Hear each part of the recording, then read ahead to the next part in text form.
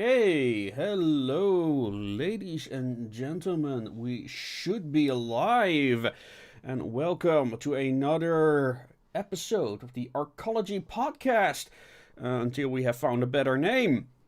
So, Yeah, yeah. we're working on it, and it's a difficult process. Would you believe hmm it or not? Yes, our first name already appeared to exist. Be Also, taken, to be taken, yes, by another retro themed podcast. So, anyway, bastards. I am Bansert, and I'm here with my co-host Vender. How are you doing?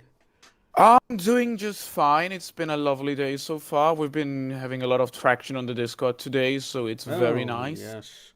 Yes, So, we have shared the link to our Discord server. It should be down in the video description as well. And yeah, we are really growing as of late. We have yeah, which is lovely to a see. lot of activity. Yeah, so Yeah. go check that out if you're looking for an interesting community that does more than just share the same steampunk pictures over and over again. Um, and with that being said, let's just dig into today's topic: 1927 Metropolis by Fritz Lang. Fender, Yeah. what's your Well, over? I'll leave the movie chatter to you, while I'll dig more into Fritz Lang himself and some Sure. interesting facts and just interesting facts about how the movie was filmed and certain, well, lesser known interesting aspects of it. But I'll also state right here that this movie is probably their first blockbuster out there, and that it's another good movie like the last one we watched, Absolutely. and it was really enjoyable. And I was like, first time watching it, like it's a very long movie. Yeah, two and a half You have hours. to understand that it's 2 hours. Although With a it's caveat rumored to be there. even longer. There is certain stuff missing. It's rumored to be even longer, around 4 hours. Yes. But uh, although the movie was so long, it was still incredibly entertaining and good, and just a good experience to watch. Yes.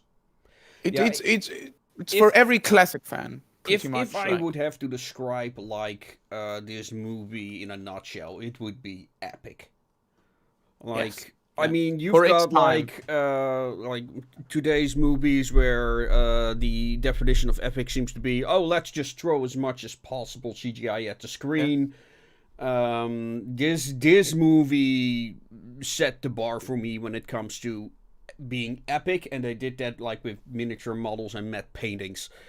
Um, I guess I should start with the fact that this movie is an expressionist film from 1927. German expressionism, to add Yeah, to okay, that. German expressionist. I'm not even sure if there is a different expressionist, but Well, I guess everything that Germans do is different from how other people do it. Let's be honest. yeah, Not that it's a bad thing. It's just how it is. yeah.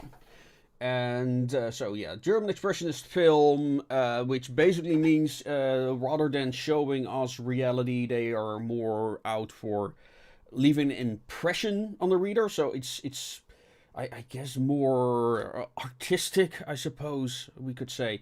And yeah, it also has Bridget Helm, who plays Maria, and oh my god, what an actress! Um, Even though she does not speak, this is a silent movie as well, so everything is communicated either through the actors giving their rather how to I guess I could describe their I'll show some back to Metropolis. So I think I was praising Bridget Helm for her role as Maria. Um, and I mean, the acting in this movie overall is great, which is very impressive for a silent film. Um, Well, and well, what's in my opinion, no, not to hate on today's actors. There's some amazing actors, Joaquin Phoenix and others that I can't name right now. But Back then, I think acting was actually somehow more expressive because they couldn't use words. Yeah. So in Well, some way, I absolutely, but also I think the difference is like today we have like actors on social media. It's so much easier for an artist to gain traction through and social yeah, media. yeah. And well, I mean, we're gonna talk about the background of this film because it's made in the 20s during Yes, the and it's made by a perfectionist. Fritz Lang was a perfectionist to yeah, get a bit he into was that. the Roland Emmerich. No, yeah, no, No, I think you think Kubrick. Kubrick. That's the name I Kubrick. was looking Yeah. for. Yeah, he was the Kubrick of his day. In After the movie was released, he got a lot of compliments among a certain German politician named Adolf Hitler. And yeah, Goebbels apparently approached him when the movie was We'll done, get into that saying later. that we want this director to make the next National Socialist film. And when Fritz Lang heard this, his mother was Jewish. He fled the country. I think wasn't his wife also No, no, Jewish? no. His wife was a Nazi sympathizer, Yes, he was a but socialist. Yes. his mother actually converted to Catholic before his birth. But he was still seen as Yeah. part Jew Did you because of know? the Nuremberg laws. Yeah, well, the funny thing about that is, because we've talked about it before, but one of the funny thing is, Fritz Lang actually commented on that. And he said this to Goebbels, I think, or some other NSDAP official. And he said, yeah, well, I'm very clearly not Aryan. And their response was, but sir, we determine what's Aryan. So Yeah, I nice mean that says it all. little bit of 1984 there. Yeah, that says it all there. Yeah. So, but yeah, he fled the country. He already worked like this movie was in collaboration with Paramount Pictures, and Well, not that it was in collaboration, or they funded it. and well, It wasn't it made by had the its own. It UFA. had like Paramount Picture had its own cut for this movie. Yeah, Like this movie had so many different cuts, which is. Wait, you know what? Before we get into the movie, let's just get all the interesting side notes out of the way. yeah. So basically, this movie was around 2 hours long in the original cut. I think Movie 90 theaters minutes, did but not like that, so they either changed the movie completely, as in the Paramount Pictures version, where the the Pulak workers are version, that shown one as is called. evil. Yeah. The workers are shown as evil in the Paramount Pictures, and the high, rich nobility is shown as good, as more sympathizable, if that's a word. I don't know if that's necessarily true. Well, that's in the Paramount Pictures version, to my knowledge. Oh well, no, But I don't know where you got that from. well, But in the Paramount Pictures version, in America, the story got completely changed, and Fritz Lang hated it so much that he refused to watch that version of the movie. yeah, So, well, I don't know. I have not seen that version of the movie. Like there's like a whole. I watched the Blu-ray, the Blu-ray re-release with all the missing yeah, footage. that's just cut out from multiple other, like from multiple versions. The American version is around only an hour and 15 minutes, not an hour, like 115 minutes, and or a later version which was only 90 minutes, Right. 93 minutes. Yeah, They cut around the movie a lot. yeah. And the version that I saw the Blu-ray re-release, which includes like missing footage that was recovered from Venezuela of all places. Wasn't it Buenos Aires? Maybe I think remember Venezuela, but maybe it was Buenos Aires. Yeah, But like they found an anyway, entire for those movie people there. who want to watch a version, it's available on YouTube for free, like many of Fritz Lang's films, including the Nibelungen and the Spiders, which I still need to watch. There's Also, a lot of movies very that we long all movies need to for their watch.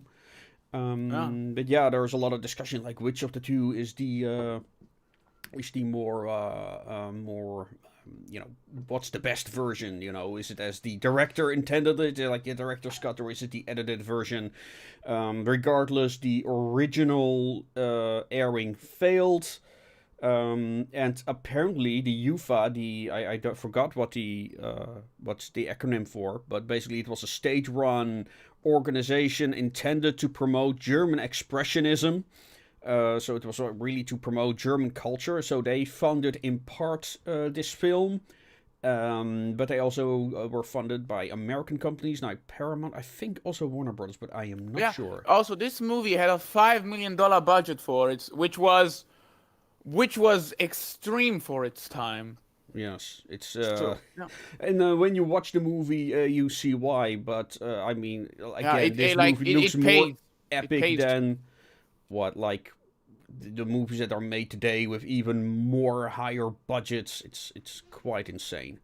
Well, then you need to count inflation in as well. Yeah, that is true. Although 5 million marks in the Weimar years. No, not marks, not Reichmarks, dollars. We're talking was it dollars? Oh, I thought it was okay. Oh, yeah, if it were Reichmarks, that would have been nothing. That would have been like trillions of Reichmarks in the Weimar years. Yeah, something like that. Yeah. But yeah, so for the story itself, before we get into the nitty gritty of it, so his wife who wrote the story was a very convinced socialist, which is something you can also mostly pick out of the film. And she was also during the creation of the script also becoming very endeared by the National Socialists. And well, the funny thing is that when Adolf Hitler saw this movie, it apparently was his favorite movie. Apparently, Adolf Hitler identified himself with the main character of Frieder, also known as the mediator in the film. But what surprised me is the Christian overtones in this film. A lot of Fritz Lang's movies had Christian overtones in their films because, well, he was raised in a rather strict Christian household. Mm-hmm. There's a lot of movies of his that have these undertones or subtones. Even though he was an atheist, he still believed that religion was important for teaching morals and ethics. Yeah. Somebody in the chat mentions, is it strange that I was introduced to this movie through an anime?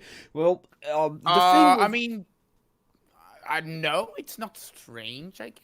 Yes, well, I mean, the anime, I remember watching the anime of Metropolis. I remember being very bored during it. It has very little to do with the original movie. But I think that the thing with Metropolis, what people do not realize is that, one fun fact, H.G. Wells hated it. Yeah, he said it was the silliest movie he ever watched, actually. Oh, man, he hated it with passion. I'm sure Fritz Lang did not like to hear that, but, yeah. Oh, well. Yeah, he said that Fritz Lang stole a lot of the ideas, and because Wells was also a socialist. As a matter of fact, he was a Fabian at some point. So yeah, he threaded a lot of the same ground, and he thought that Fritz Lang was a ripoff. So sadly, that was basically the story. So, but Wells' hatred for this film went very, very far.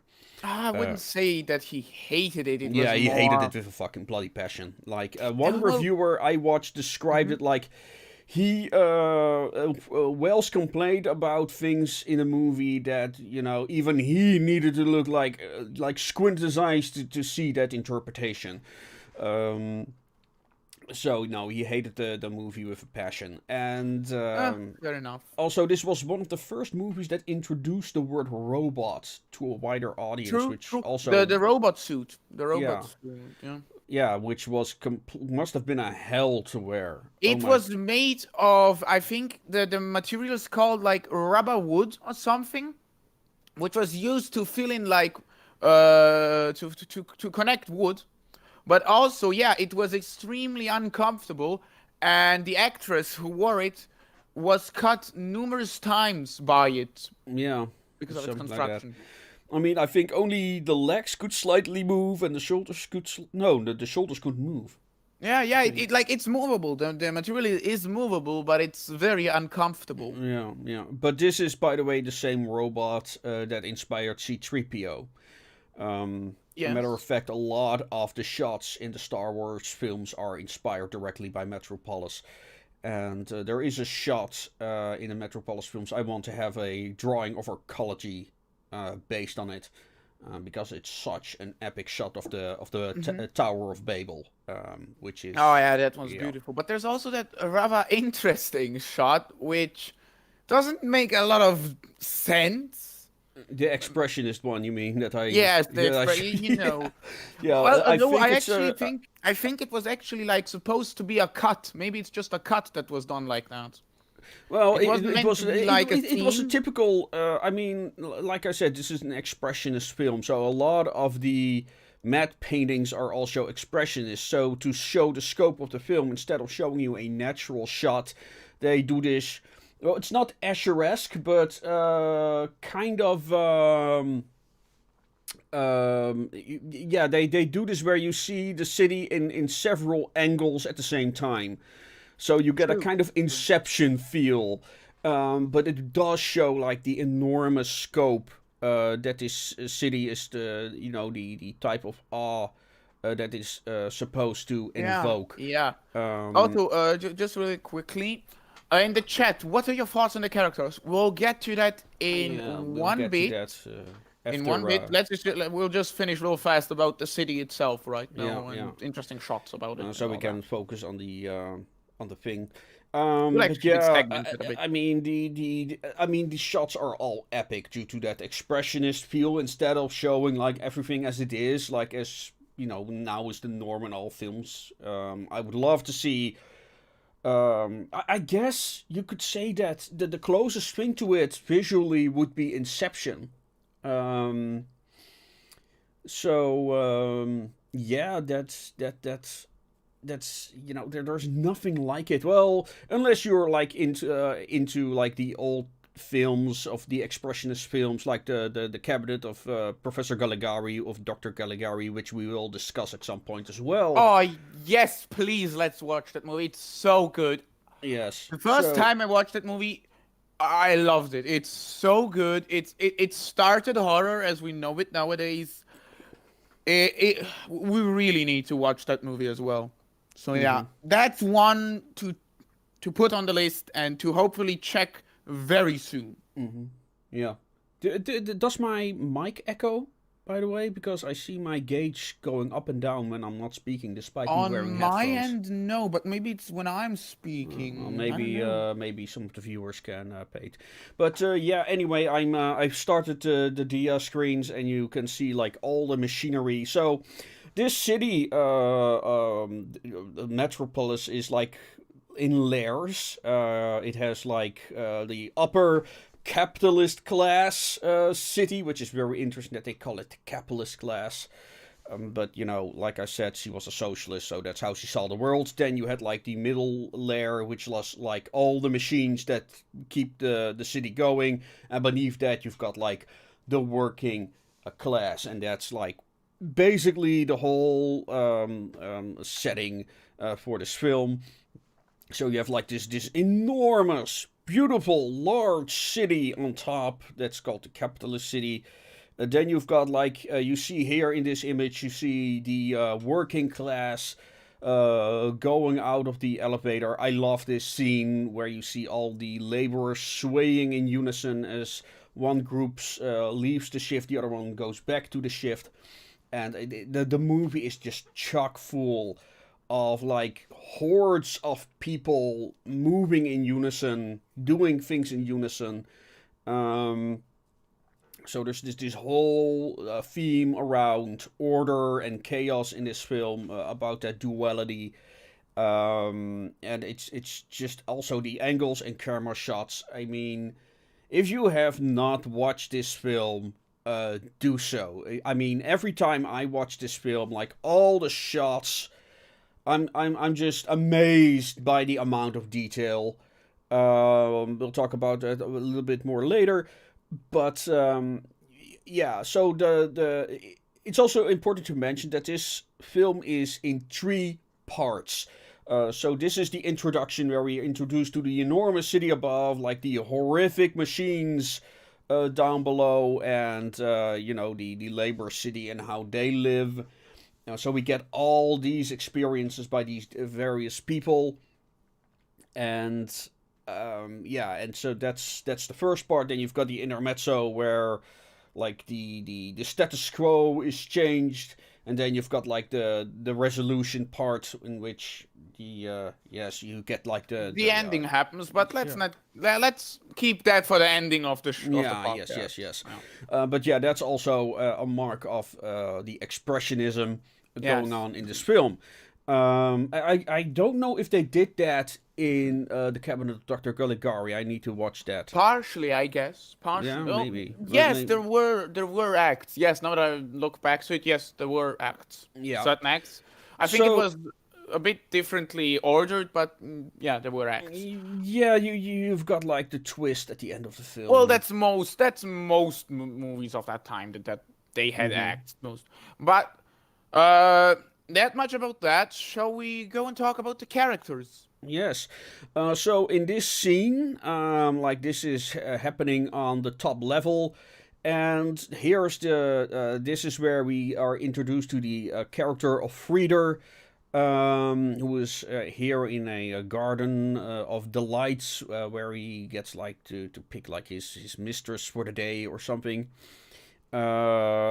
Pretty scandalous, but it really contrasts like the working class situation and like the decadence of the upper class. However, it's important to notice that this is the world that the fathers have created for the sons. In other words, this is the world that the parents want their children to have.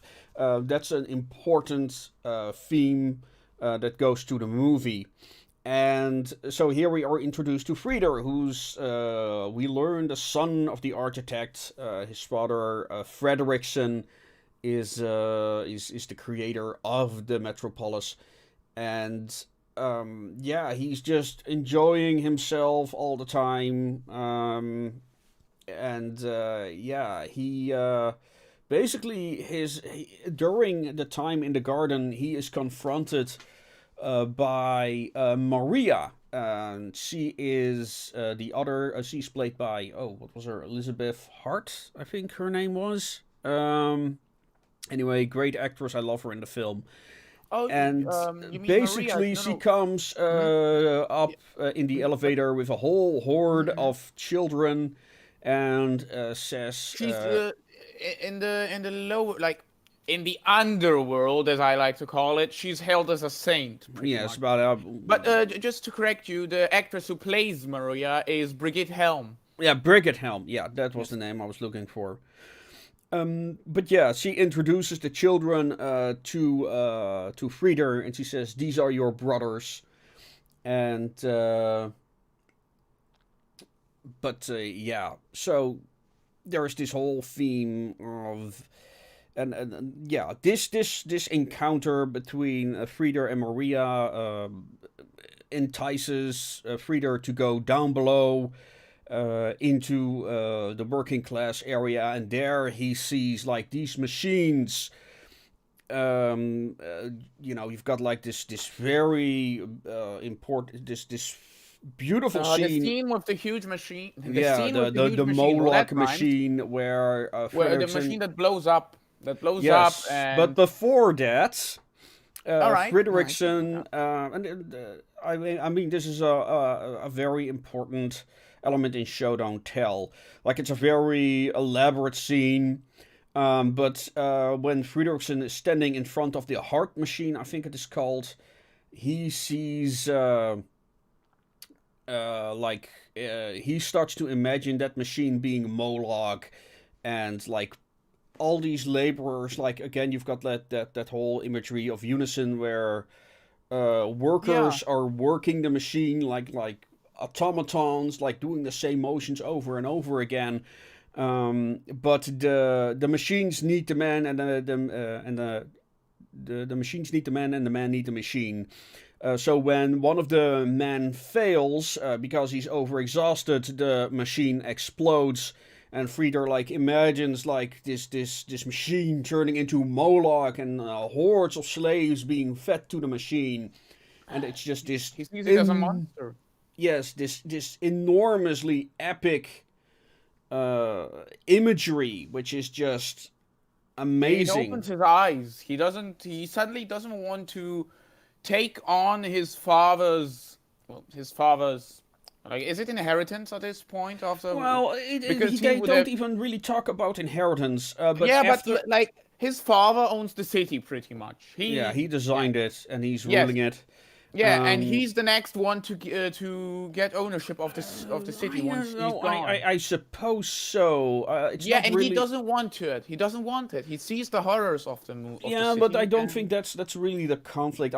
But because he then goes up to his father. One of the conflicts. It's one of the conflicts. He goes. You really can't decide one specific conflict for this movie with all the ways it has been cut. There is all the different. So much going on in this film. It's hard to say. If like Fritz Lang, like the only way to know the real and true meaning of this movie is to speak to Fritz Lang. But yeah, that man is dead, so we'll never really find it out. And there's still some scenes missing. It's said. Yeah, but we don't know which one. But it's to me. For me, what's important is that Frieder goes up to his father, and basically what Frieder wants to do, he wants to, he goes to his father and he says, well, we need to change things because people are overworked, people are dying down there. That's what he goes to talk his father for. And it's like this really long scene that's, the actors cannot speak, so we only see like snippets of the conversation appear on screen from time to time, and everything else is just the actors moving, balding their fists, making strange expressions, the actor showing how horrified he is. But what's interesting is that the people working in the tower are also overworked. And then Frieder tells his father, this machine exploded, and the father's like, what, machine exploded? And then he calls, like, I forgot what the character's name was, but he was supposed to keep an eye on things, and his father is, why do I have to hear from my son, this accident happened? And the guy is, well, I'm basically the whole thing is that he's overworked. And then the foreman, who also plays a important role, comes up. And, he then tells the architect that the workers are gathering in the catacombs. And they found maps on the dead workers that lead to these meetings. And again, the father addresses, like, the guy who was supposed to keep him informed of all this and says, why have you not told me? And said, no, I didn't know because, overworked. So he gets fired. The poor guy almost kills himself if it wasn't for Frieder intervening, like, it's not the end of the world. So, Frieder really gets, no longer is passive. He's no longer complacent. I think that's one of the themes. He's had enough. He wants to fight for the workers. No, well, not directly the workers. I know that sounded a lot. No, he's the mediator. He wants the workers to keep on working, but to work fairly. Yes. To not be overworked, basically. And then he disguises himself as a worker as well. This guy also plays some parts in the film. He trades places with a worker who's like controlling the elevator, I think. And it's the console is in the shape of a clock. So you see this guy working like, what was the 10-hour shift? And he is controlling this clock for 10 hours in a row. And, father, this is too much, the 10-hour clock. So he nearly faints when the shift ends. And then another worker simply takes his place. Anyway, at the end of the shift, he then goes into the catacombs following the instructions of the maps and finds like all these workers gathered in the catacombs, and there he meets Maria again, who is telling the Tower of Babel. It's a different version of the Tower of Babel than in the Bible, but it basically explains that the Tower of Babel failed because they hired all these workers from all around the world, and they started building the tower. Of course, a lot of workers died because, really big tower. And the workers had enough because, but the people who wanted to build it were like, no, this is important. We need to build this tower. And the workers said, no, we don't want to build the tower, and basically revolted because they did not share the same dream, and they did not understand the importance of this project. So that's kind of like a metaphor for the conflict that goes on Well, in the all that film. wouldn't have happened in that metaphor if they hadn't overworked the workers. It's like a mutual misunderstanding of what's going on, and Frieder basically at the end of that scene talks to Maria personally and explains to her that he wants to help her, like because they use, what was it? You have the hands and the brains, the hands and the head, but you need a heart to connect it, so the hands know what the brain is doing. That's very well put. Yes. And that's basically what Frieder's role in the movie is. He's supposed to be the heart, trying to reach out to both the workers and the elite to come to a mutual understanding and make things better for both. That's interesting. Just a male character that's supposed to be the emotional role in a movie. Yes. Yes. And people say movies weren't. I guess. I mean, there are some action scenes there, but mostly that's what he is supposed to do. However, his father Fredrickson discovers this, and he goes to a nemesis of his, Rotwang. What should I guess he's kind of an alchemist character. And the mad scientist of the mad scientist, the archetypical mad scientist who has like a medieval laboratory. However, their backstory between Rodwang and the father is that they once had a woman that they were both in love with. Fredrickson, the architect, married her, and Rodwang never forgave him for that. However, he still apparently collaborates with Fredrickson on some projects, and his latest project is, well, Fredrickson, we can simply get rid of the workers by building robots. And that is when we get to show the iconic robot of the film. Again, that inspired C-3PO. And yes, but instead, after seeing the workers gather and seeing Maria, they basically say, well, can we do something about this Maria? And the Rotwang is, oh yeah, sure, we can use the robot to basically replace her. Long story short, that is probably one of the lesser interesting parts of the film, in my opinion, where the robot Rotwang clones its appearance to look like Maria, the kidnapping scene. It's interesting. But the effects for the time were rather. Yeah, I'm talking about when Rotwang kidnaps Yeah, Maria. I know the flow of the scene sceneness. So yeah, it's probably one of the more hokey parts of the film. Yeah, it's every movie has a few hokey parts, but it's really well put here, everything, and. Oh yeah. I mean, I wouldn't skip ahead of this just because it's still no. But it's I would be fine if it was shorter than that. The cut that I saw. No, because I liked the scene. I didn't think it was so bad. Yeah, for some reason, also Frieder tries to save her by somehow finding his house. Maybe that's one of the lost scenes. The character we, by the way, see now on the screen is the architect, which, you just look at that face. It's like that. This guy is just, he is really cold and calculated. Well, Well, it's I an love it. architect. What are you Yeah, expecting?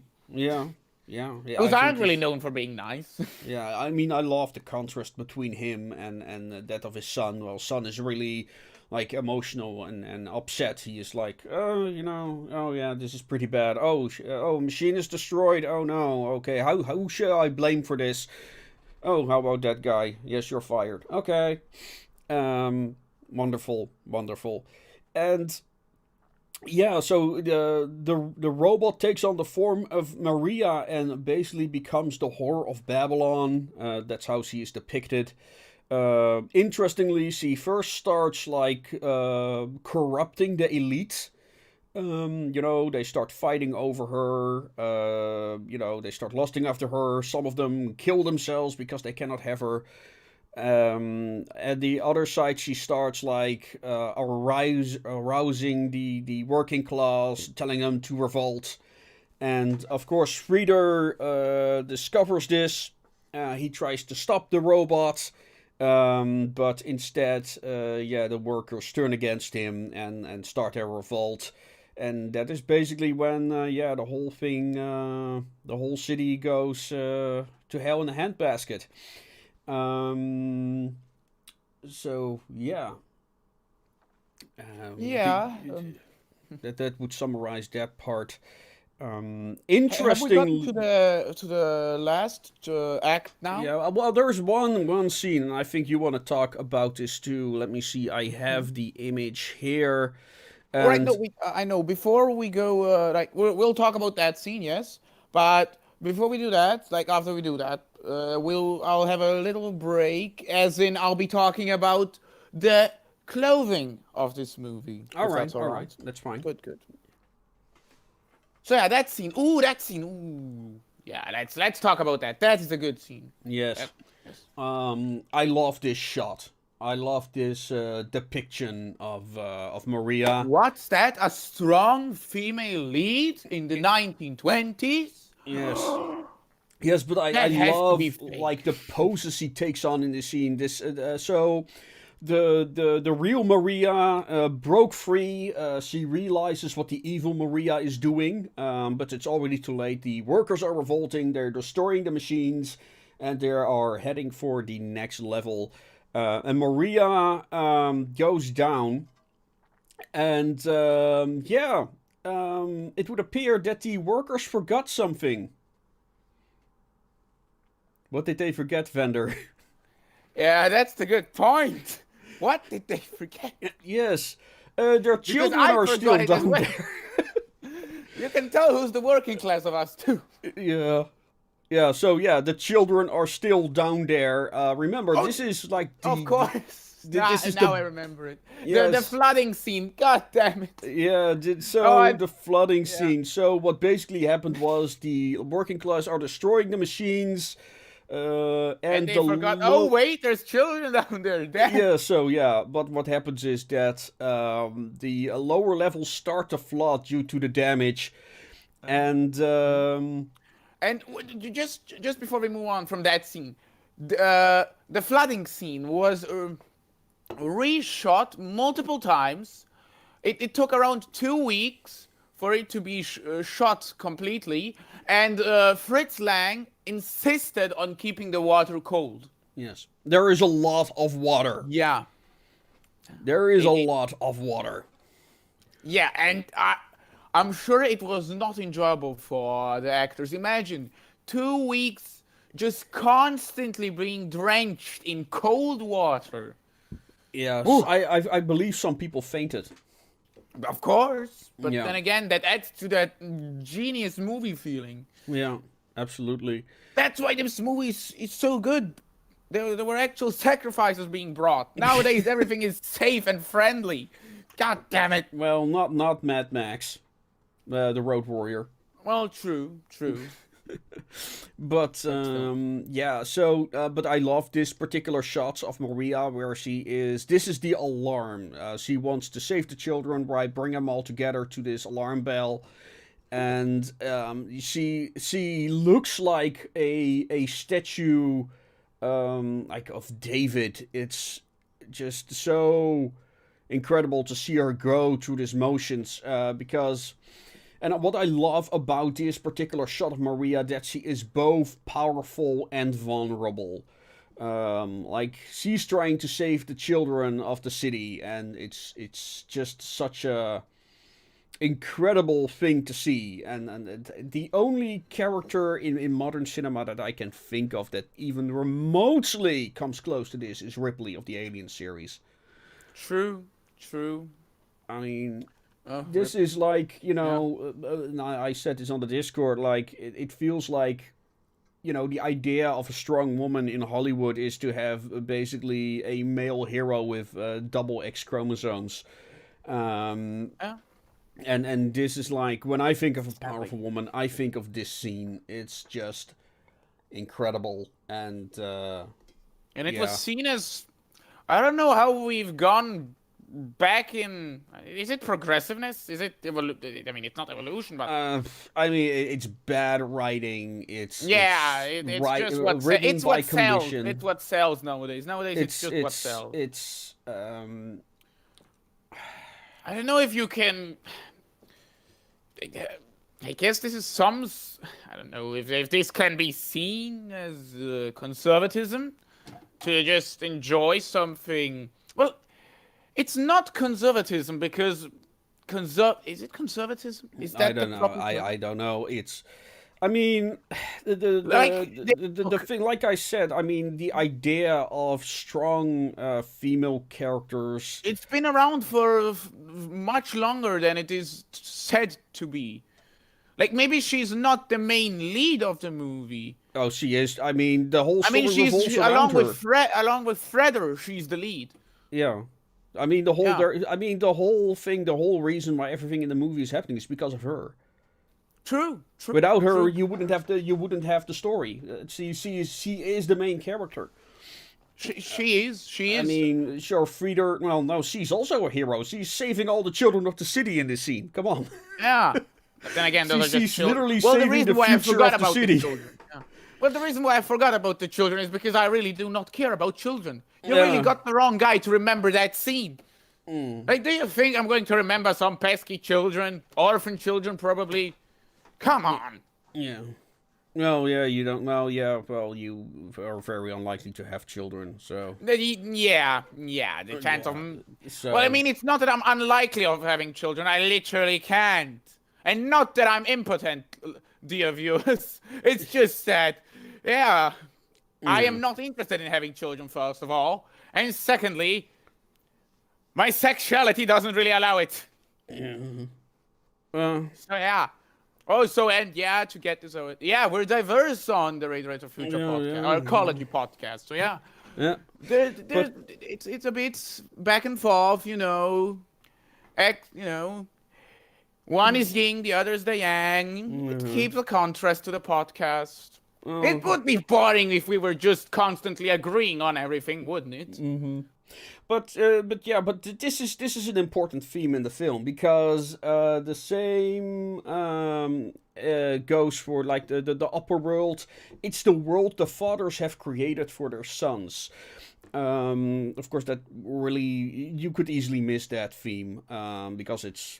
Well, true. And now I see like in the set in one like title card, but yeah, it's an important thing that is the world that people have created for their sons. It's the idea that basically that especially in the West that the children have it better than their parents. Yeah. So very surprised by that when I think about it. Anyway. Also, I'm just checking in on the chat and. Stephen, I don't think I will think of the children. No, I don't think I will. That's not my... I'll leave that to Bonser. He's way better at that. But yeah, so this is a really important turning point because like it was the chief of the workers, like the foreman. He gets a more important role in the city, and he's like, okay, so nice and all, you destroyed the machines. Haven't you forgotten something? It's like, what did we forget? Yeah, how about your children? Where are they? Oh. So yeah, at this point, the adults believe that their children have drowned. So They decide to go after Maria for tempting them to do this kind of destructive behavior. And they actually manage to catch the right Maria. They actually catch the evil Maria by accident. And they they decide to throw her on a pyre, like an old-fashioned witch burning. Oh, she's the one that was burned. Now I remember. Yeah, she was the one that was thrown on the pyre. Yeah. And also, while we're at it, that scene was actually recorded with the actress bound to a pyre and actual flames around her. Her dress caught on fire at one point. Yeah, I mean... Yeah, it had to be reshot a few times, but it was 100% real. Everything you're seeing there is real. You know what also fun about that scene? I don't know if you've noticed that, but what they are burning. I haven't seen... they're burning books. I knew it! I called it! It's books. They're burning books. Which is a nice reference, because the books are often associated with the Nazi party, but it were students who were burning the books, not the Nazis. True. So that's a nice little nice little punch below the belt. And so it's furniture and books that they're burning her with.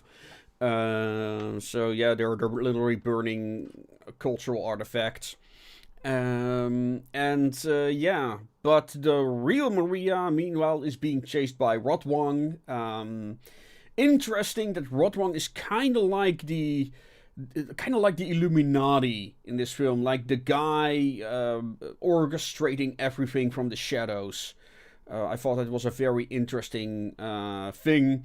And then Frieder goes off to save Maria from Rotwang. Because I think Rotwang starts to recognize the dead wife in her or something. Anyway, Frieder and Rotwang fight, and Frieder is dressed in white, and Rotwang is dressed in black. So you've got like this really epic fist fight. A true battle between good and evil. Yeah. And Rotwang falls off the cathedral, I think.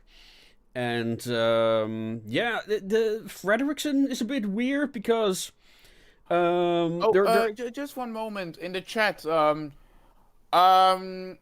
author either married a perfectionist or a psycho. Well, the thing is, his wife, Fritz Lang's wife was probably the psycho. I mean... Yeah, she was a socialist, a Nazi sympathizer. Yeah, while Fritz Lang was the perfectionist in the relationship. Yeah, if you watch his other movies, you can tell that he was really specific with his work. Mm-hmm. He's amazing at what he does, and I really recommend, we've already recommended it before, but I'll recommend it again. Watch his movies. Most of them are on YouTube. There's nothing to lose, and just enjoy them, because they're really good, and there's a lot of effort put into them. I mean, every time I watch this movie, I notice new things, because it's just there's so much going on. It's incredible. Every movie with rewatch value, in my books, is at least a decent to good movie. Mm-hmm. That's most of the time. Well, the thing is, you can rewatch Metropolis over and over again, and you'll keep seeing new. It'll keep things. It'll keep you at it. Unlike League of Extraordinary Gentlemen. God damn it! We're not gonna mention that movie. You had to. I still feel so bad for you because you had to watch it 3 times. Yeah. I've mentioned this in both of the last podcasts, but still, I'm sorry for it. It was torture. It's the bane of my existence now. But there's worse stuff. There's worse stuff around there, I'm sure. Thank God. You know what we need to do? We need to make a marathon of how many times we can rewatch The Room. No, I refuse. I refuse. What have you got to lose? This podcast is about movies that are relevant to the retro-futuristic genres, and The Room is just a meme. No. I did not hate her. I did not. Oh, hi, Mark. So, But no. it's funny. It's funny. So, yeah, and yeah, the movie basically ends with Frieder uniting the working class and the upper class, the capitalist class, sorry, whatever the hell that means. Uh, And, there's yeah, also just while we're talking about the end, there's also an alternative ending. If you didn't is know. there? I don't Yeah, an know. alternative ending that wasn't released, in which Freder actually escapes to outer space with a rocket, Really? not wanting to have anything to do with his father's empire. Um, okay. And yeah, Isn't that from the later anime? on it was turned into another movie of Fritz Lang. I think Woman on the Moon, Woman Okay, in the Moon. I think you're that I think that's the ending of the anime. Well, then they adopted that ending from this because there is Okay. an unreleased ending to my knowledge. Okay. Also, all right, so somebody in the chat is like, "Are we looking for a challenge?" Well, now, do we get a trophy? Do we get any money for it? Hey, come on, we'll do any challenge as long as it pays. Oh, god damn it. But yeah, in all seriousness, we do allow super chats, so it would be the first time anyone gives one. But hey, I'm gonna be honest. At first, I did not really enjoy this, like the live stream aspect of this, but it kind of grew on me with the chat, like being a bit humoristic, which is really nice of you guys down there. So thank you. You're making reviewing this movie even better than it already is. yes, Like it's nice to talk to Bonsert, but sometimes a little bit of variety is also great. yeah, that's what I thought it would be nice. And also, we're still under an hour, to my surprise. I thought there's oh my god, this is Yeah, gonna be because too- well, time flies with a good Yeah. movie. Well, But yeah, but no, do send your recommendations for films. Shall we do And Austin Powers next? I'm oh really yeah, Austin Yeah. Powers. yeah, I like one of the movies. I mean, why not? Why not? It's Yeah, gonna be fun. I think it would be nice. You'll get my undying respect. Undying respect. Anakin No, thank you. Skywalker. Respect is like sand. And what did Anakin say about sand? It's rough, it's coarse, and it gets in everywhere. Respect is nice and all, but then again, Um, it depends on from who it is and all that. Okay. So I think this is jumping the gun a bit, but fair. how would so if you I had to rate rate this it, how would film? you I rate mean, them? is there on a scale of All right. We need to have like of a scale from 1 to 10 somethings. All right. We're going to rate movies in 1 to 10 gin and tonics. gin and tonics? Then I'm gonna rate it 11 baguettes. Yes. I'm rating it 19 cosmopolitans. Yes. No, but like let's keep it like gin and tonics as the genuine, like let's just genuinely rate it from 9 to from 9 to 10. Wow, that's a really generous. Yeah. That's really generous. From 9 to 10, it's 7. No. From 1 to 10. No. This is not a 7 out of 10. No. I said like from 9 to 10. From 9 to 10, it's a 7. Yeah. But from 1 to 10, this is a 9.8. Gin and tonic. I would give this a 10. I'm sorry. Well. This is one of the Think best about movies it. Look, I actually, have ever let's seen. be honest. Let's be fair. 9.99. Because 0.1% goes to that one semi-corny scene Which one? with the robot. Like the kidnapping part and all that. Okay, but Like you know, right now we're when really I- ecstatic. We're really ecstatic about the movie and we're really enjoying it. like, But we have to be realistic. yeah, It's okay, not fine. completely perfect. It has No, its of course flaws. not. Of course not. But that's not. Yeah. So Like I like a I'm 9.8, thinking- 9.75. Let's be fair. I'm thinking like one movie would I say comes close to this. I mean, Citizen Kane is a pretty incredible movie, Yes, but maybe a bit overrated actually. Maybe it's overrated in the sense that it's a pretty basic story. true. It's But it's then again, it's this is exactly what we talked about in The Mask, partially when I yeah, mentioned the Joker, the yeah, movie. yeah. It's a simple plot, but it's done so well. You could say it's overrated, but it's really bloody good. Yeah, well, the thing between the Joker and Citizen Kane is I would watch Citizen Kane again. True, but then again, that depends on how much you're a fan of the certain genre it's associated to. DC Uh, I, fans will watch the Joker again. You and I, well, I will probably watch both at the same time because I yeah, can't you're really a Joker fan, and I enjoyed the movie for what it was, but I'm afraid if I watch it again, I'll lose interest. could be, but the thing is, I would watch it again just to like see all the details that I missed that other people pointed out. Well, I would do the same thing with Citizen Kane as well because I both love DC, but I love the retrofuturistic and just vintage feeling of these movies. Yeah, I mean the thing with the Joker is that it completely relies on Joaquin Phoenix's performance, True. and Citizen Kane has incredible cinematography. Well, put it on the list. We're doing it in the future as well. Yeah, we're gonna do Citizen Kane for sure. It's a bit slow at times, I would say.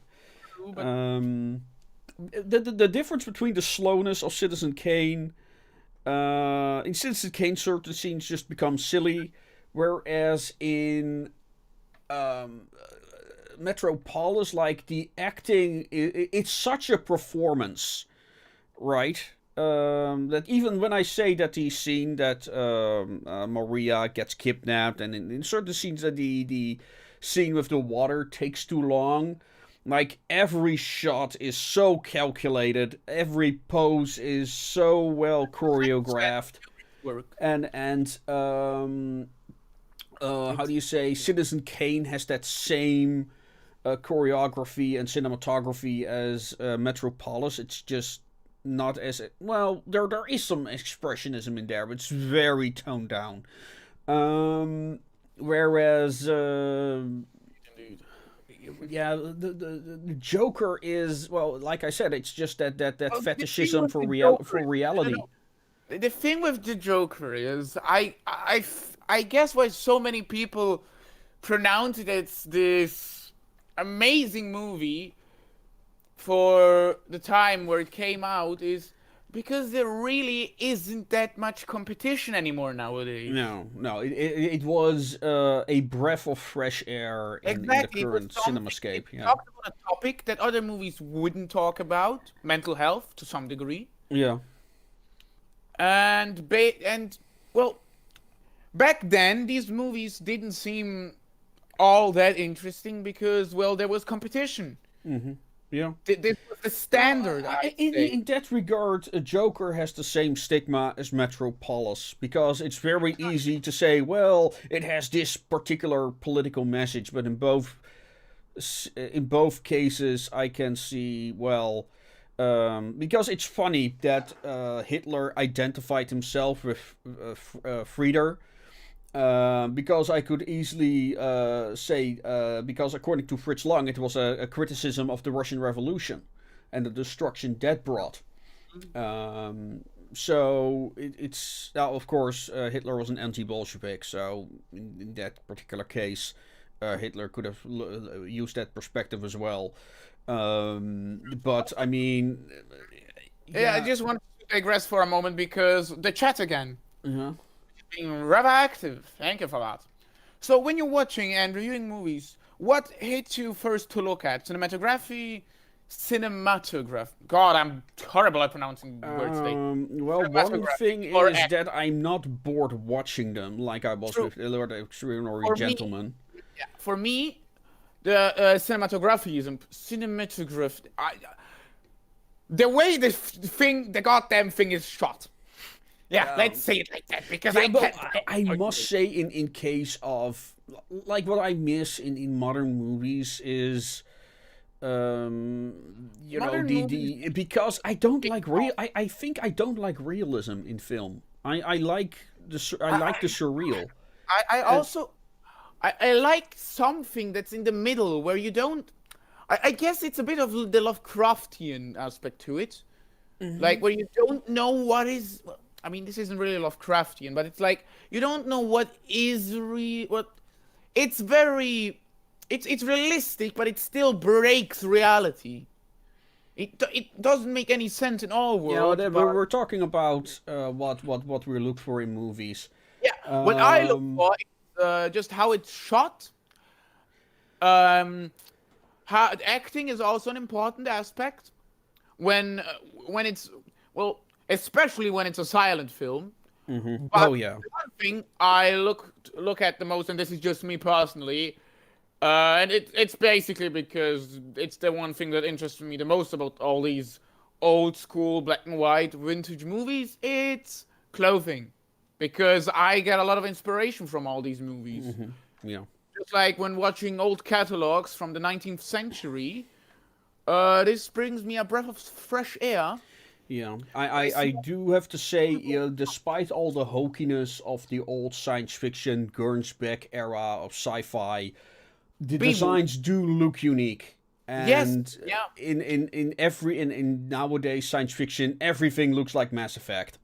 sadly, Yeah, sadly. and Mass Effect itself was not original. No, everything now looks Oh well, generic but yeah, sci-fi. And I think one of the appeals of retro-futuristic science fiction is that everything has such character. Like, right. it's not, again, it's that fetishism for realism. Oh, everything looks sleek, and one of the things about Warhammer, what I like about Warhammer is, you can say, oh, it's ridiculously over the top, but at least everything looks unique. Even the Space Marines all have their True. own unique looks and identifying markers, and you can say, oh, well, it's not how the future would look. But, yeah, I mean, this is, I mean, it is just. Warhammer is Warhammer like has you a can lot of see what the different Elder, you can see what is Elder, you can see what is Necron. If you don't looks. know what something is, you can at least determine from what it looks like what it could have been. True, true. But with Um, the Warhammer universe, you've also got a lot of digressions too. There's no specific look because you've got. Well, wait, is the Vermintide 2 in the Warhammer universe, to my knowledge, right? yeah, in the Warhammer Yeah, fantasy universe, basically. yeah. And you look at that, it reminds me a lot of medieval period, a bit of Bismarck in it, I guess. Yeah, I mean, Warhammer has like created both a fantasy universe and Right.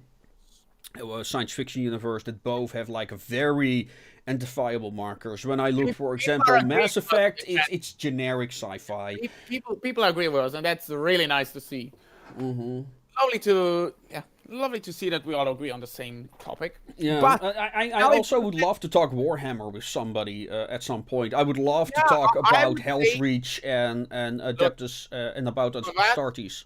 Bronson, I'm going to be honest. I myself only play Warhammer for the ridiculous shouting.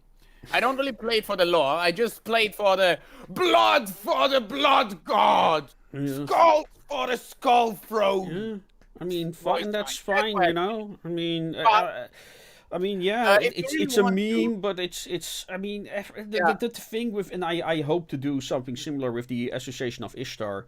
yeah. I have But to make a new frame for this if you this want to talk podcast. about Warhammer lore, I would suggest you to get good old friend Miskatonic from the Discord server for that, because I know that. Well, you know as well that he's very into the Yeah. Warhammer lore.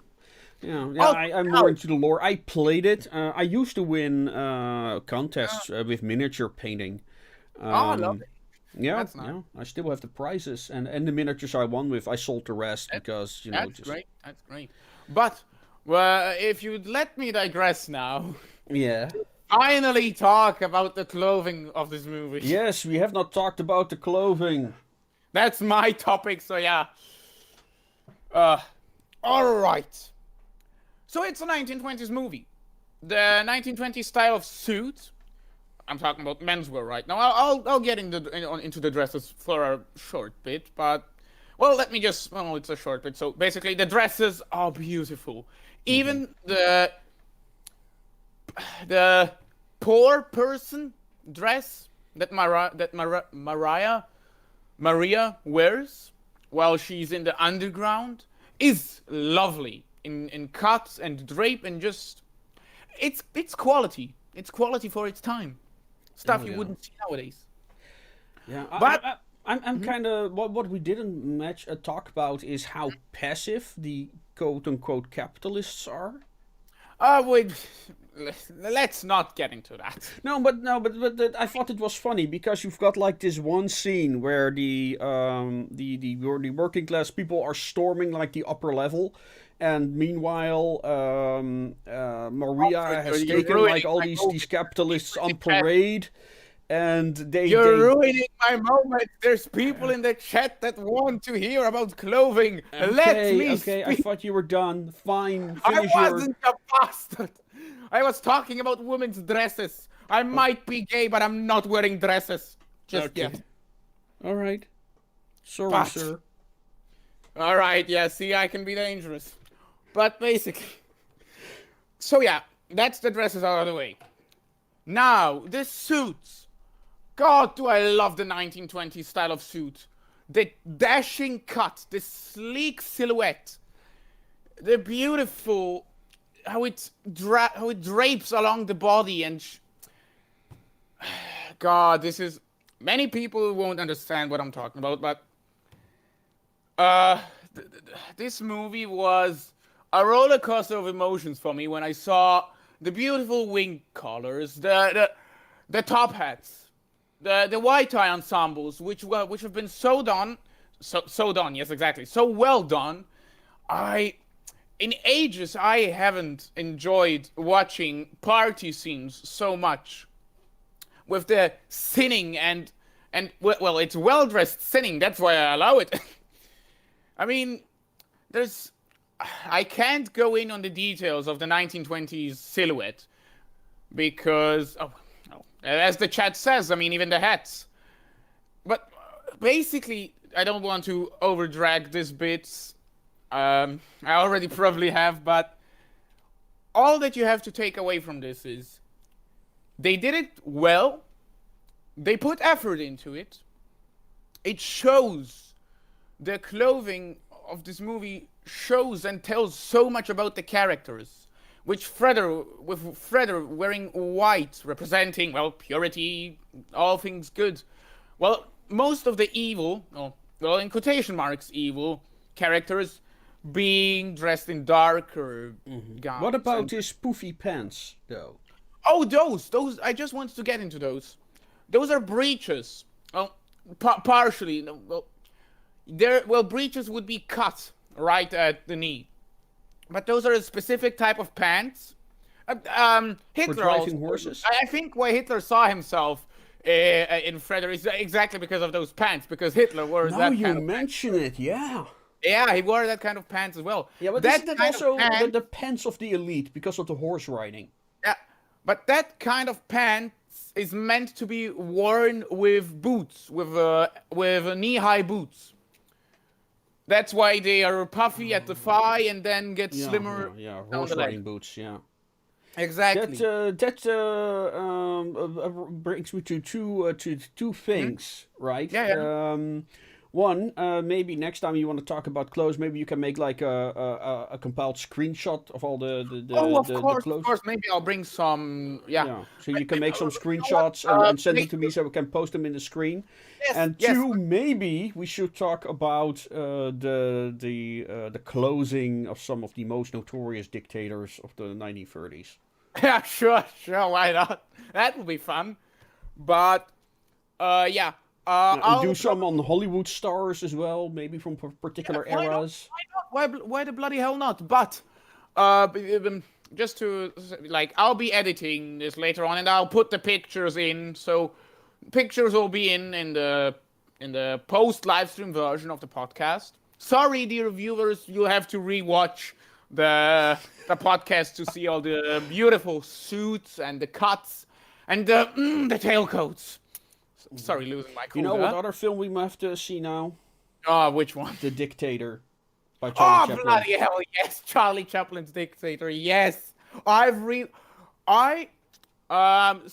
to digress, this is a bit of my personal life, but before the whole pandemic hit, before the whole pandemic hit, I was actually supposed to recite the speech that Charlie Chaplin gave at the end. Okay. For a school project. And basically it didn't happen, sadly. But I don't think I still remember the text of the speech, but the speech is so moving, so like maybe we can recreate it in a humoristic way on the podcast when maybe Dankert can do it. Yeah, why not? Why not? Maybe we can have the founder do it at some point. Yeah, maybe he can do something for once, lazy cunt.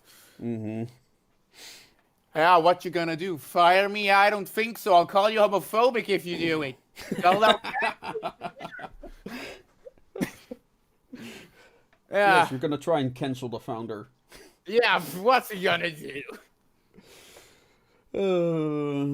Yeah, right. I think we covered everything with that. I think we have. Well, we have not covered the music. Oh, well, we need to get Musical Wizardry or Marco on the show for that, because I'm sure he has to add a lot. Maybe that's not a terrible idea.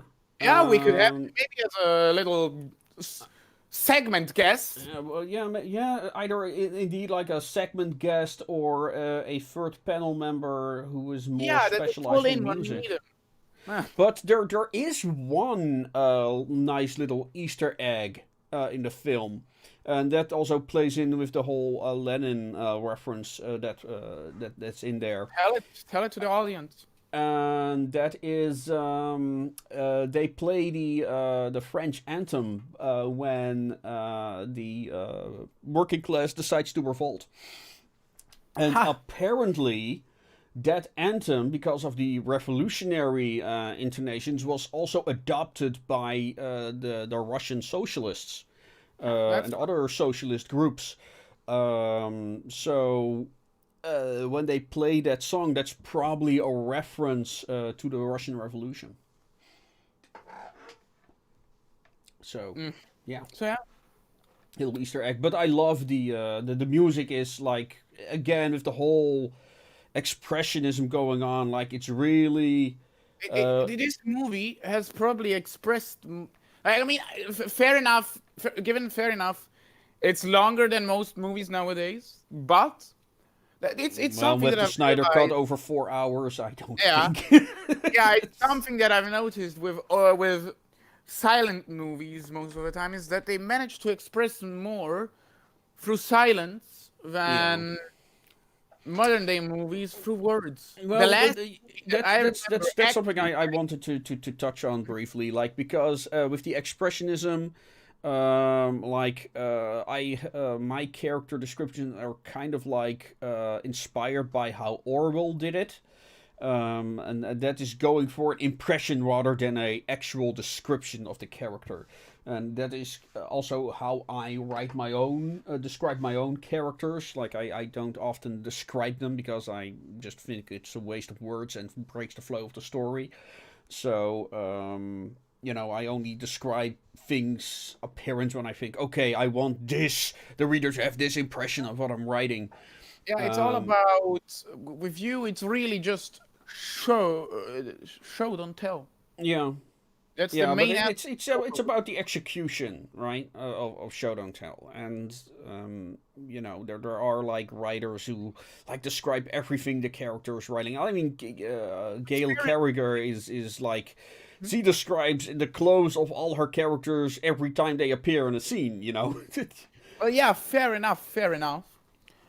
I guess there's a market for that, but I personally, like, I'm sure a lot of people personally will enjoy the show don't tell aspect. To which, for all those, this is usually Bonsard's shtick, promoting his stuff and all that, but basically, this lovely lad over here is working on, so far, what I've proofread, amazing book.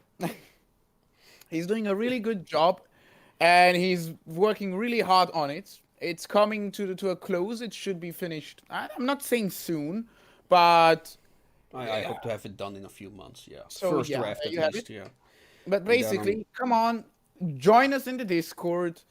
If you have any questions regarding this movie, regarding just questions toward for me, for Bonser, just join the Discord for sake. Like, come on, what have you got to lose? What have you got to lose?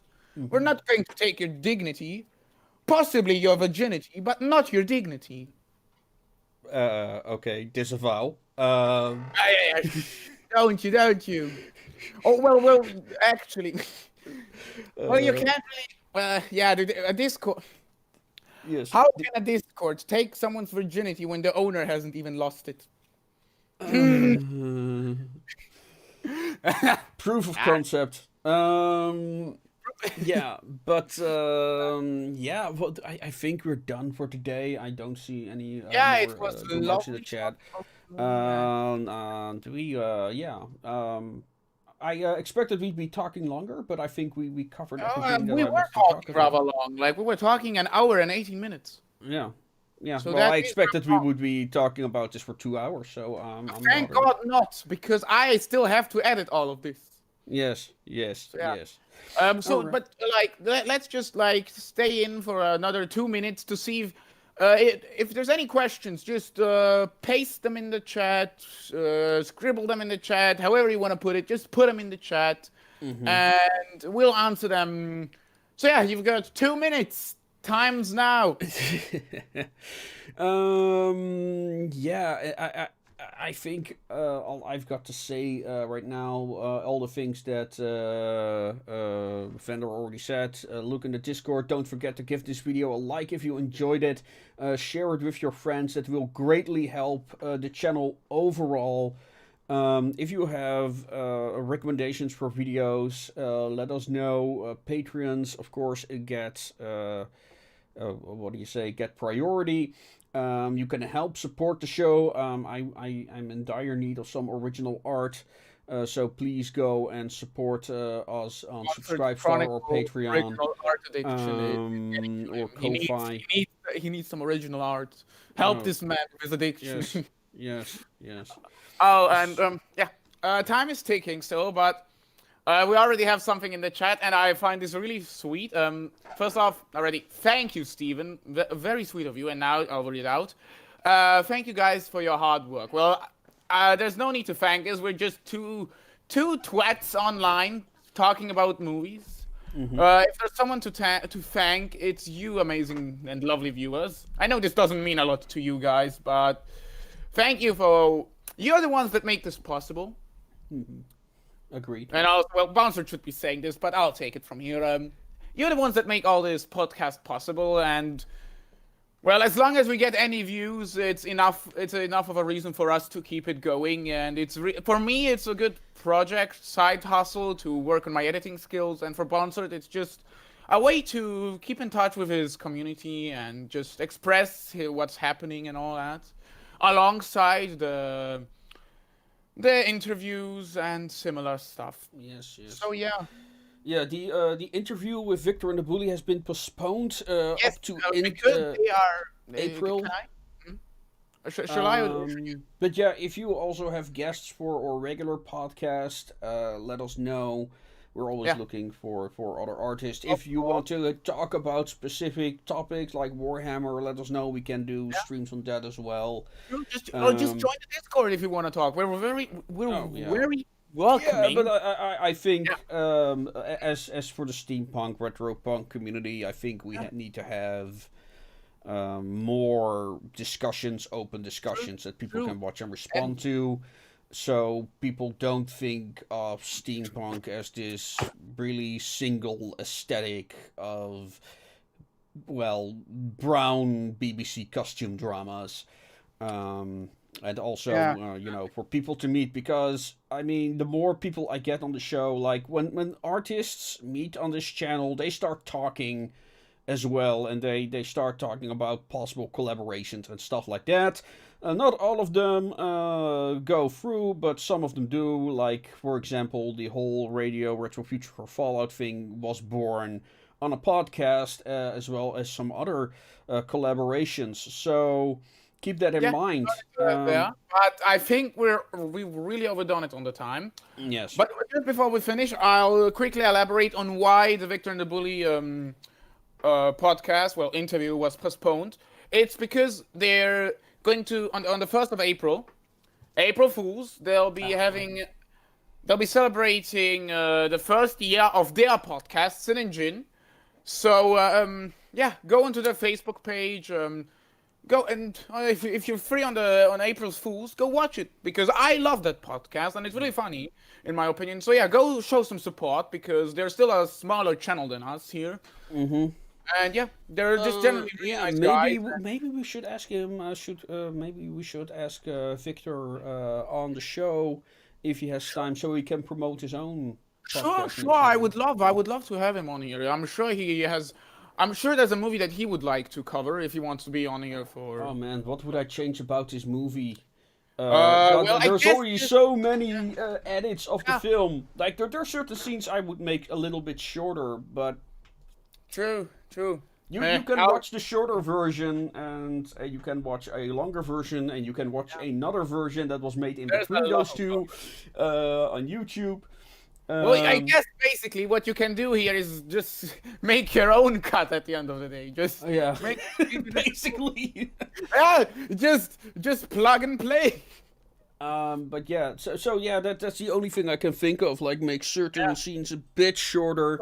Yeah. But every shot, I think when it comes to silent film, I think making it with sound would ruin it. True. Well, like with these movies especially. But I'll just take a moment to rant about you, sir, because I said you have 2 minutes for your questions. It was. Yeah, but they have a few minutes delay, so I don't know if 2 minutes cuts it. For me, it's only a few, 20 seconds. And this came like 3 minutes later. Look, I'll let you pass this time, but next time, believe me, you're not getting through.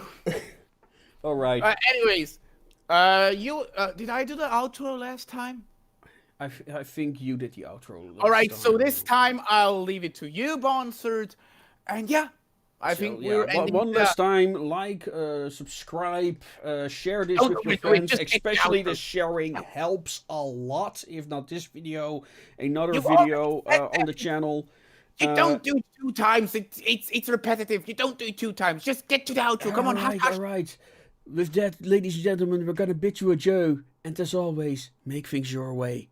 Bye, lads and lasses. We'll see you next time. Bye.